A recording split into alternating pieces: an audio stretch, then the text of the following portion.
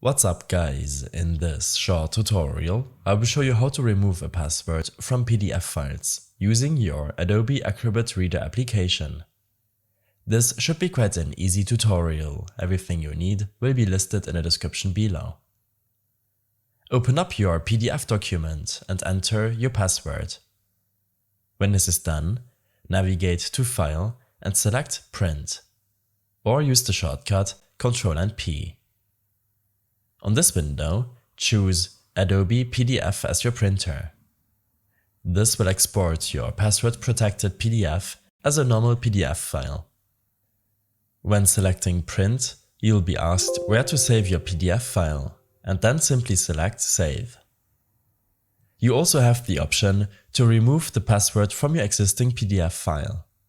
Navigate to File, Properties. On this window, under Security, set the security method to No Security and apply your changes. I hope this helped you out.